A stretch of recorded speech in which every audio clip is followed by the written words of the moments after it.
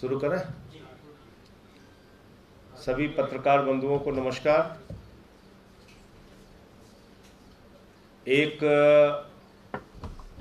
बहुत ही बड़ा भ्रष्टाचार मध्य प्रदेश की सरकार का सामने आया है और ये भ्रष्टाचार किसी सामान्य जांच में सामने नहीं आया, सीएजी के ऑडिट में सामने आया है।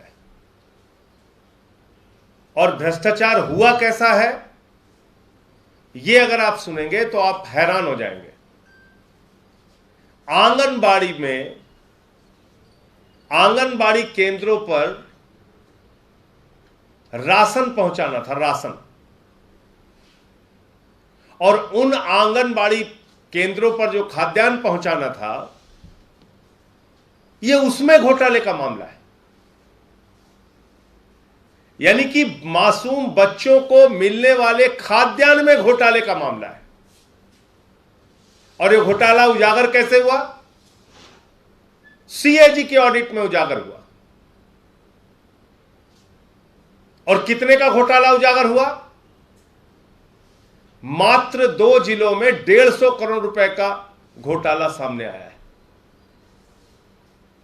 अगर करीब करीब आप 50 जिले हैं उसको आप देखेंगे तो करीब करीब 7,500 करोड़ रुपए का घोटाला। और घोटाला क्या है? स्कूटर के नंबर से, टैंकर के नंबर से, बाइक के नंबर से, तमाम कार के नंबर से, ऐसे नंबरों से खाद्यान्न की ढुलाई कर दी गई जो जांच में पता चला कि ये तो ट्रक के नंबर है ही नहीं है। तो ढुलाई होनी थी ट्रक से, ढुलाई हो गई स्कूटर से, ढुलाई होनी थी ट्रक से, ढुलाई हो गई बाइक से, ढुलाई होनी थी ट्रक से, और ढुलाई हो गई कार से, स्कूटर से, मोटरसाइकिल से। तो जब इसकी पूरी जांच हुई तो पता चला भाई बच्चों का कितना राशन गया। बोले साहब 8,000 बच्चों का राशन गया। वास्तविक दिखाया कितना गया?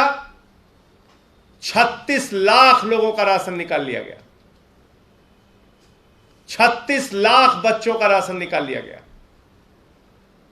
36 लाख बच्चों के राशन की ढुलाई दिखा दी गई, उसको डकार लिया गया। आज आप देखिए इतने सारे भ्रष्टाचार के मामले भारतीय जनता पार्टी के नेताओं से जुड़े हुए होते हैं, एक भी प्रकरण में ना ईडी की जांच होती है, ना सीबीआई की जांच होती है, ना पुलिस की जांच होती है, ना इनकम टैक्स की जांच होती है, ना ईओडब्ल्यू की जांच होती है। तो इन संस्थाओं को बंद कर दीजिए। और अगर आपको कार्रवाई अपने लोगों पे नहीं करनी है, अगर वो भ्रष्टाचार किसी बीजेपी के मुख्यमंत्री से जुड़ा हुआ है या ऐसे व्यक्ति से जुड़ा हुआ है जो बीजेपी में शामिल हो रहा है और उस पर कोई कार्रवाई नहीं करनी है, तो ये संस्थाएं किस लिए बनी है? ये CBI, ED, income tax department किस लिए है? ये क्या सिर्फ आम आदमी पार्टी के लोगों पर कार्रवाई करने के लिए है? विपक्ष के लोगों पर कार्रवाई करने के लिए है? सरकारों को, विधायकों को खरीद फरोख्त के राजनीति का हिस्सा बनने के लिए है ये संस्थाएं? तो हम ये मांग करते हैं कि मध्य प्रदेश के मुख्यमंत्री शिवराज सिंह के खिलाफ ईडी और सीबीआई की जांच तत्काल शुरू होनी चाहिए और उनको अपने पद से इस्तीफा देना चाहिए, क्योंकि यह कोई सामान्य भ्रष्टाचार का मामला नहीं है, हजारों करोड़ के राशन घोटाले का मामला है। और आज आम आदमी पार्टी के विधायक दल के लोग गए हुए थे, उन्होंने सीबीआई में इसकी शिकायत भी की है।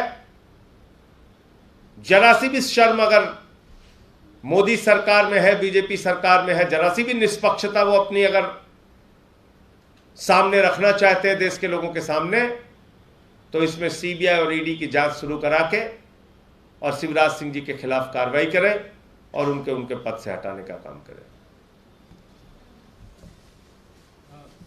हाँ, कर्तव्य पथ सेंट्रल विस्टा एवेन्यू का कैसे देखते हैं आप इसको? नाम बदल दिया गया राज कर्तव्य पथ। देखिए, कर्तव्य पथ एक छोटा शब्द नहीं है, बहुत बड़ा शब्द है। इसका अर्थ बहुत बड़ा है। पिछले 8 वर्षों में किस कर्तव्य पथ पे मोदी सरकार चली है? क्या इन्होंने देश के नौजवानों को 2 करोड़ नौकरियां हर साल देने का कर्तव्य निभाया? क्या इस देश में महंगाई की मार झेल रही जनता को राहत पहुंचाने का कर्तव्य निभाया?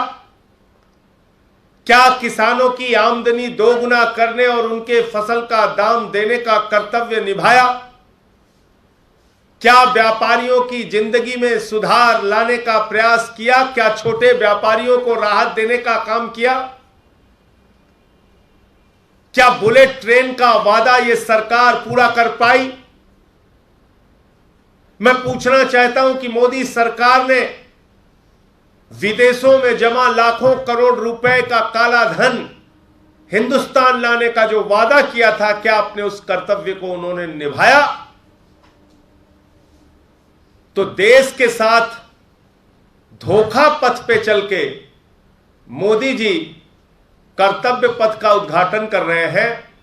यह देश की जनता देख रही है। जो सरकार 6.5 लाख करोड़ रुपए की भारत सरकार की संपत्तियों को बेचने का काम करती है, वो अगर कर्तव्य पथ की बात करती है तो इस कर्तव्य पथ का उद्घाटन एक रश्मदायगी हो सकता है, लेकिन 8 वर्षों में अपना कोई भी कर्तव्य मोदी सरकार ने देश की जनता के प्रति निभाने का काम नहीं किया है।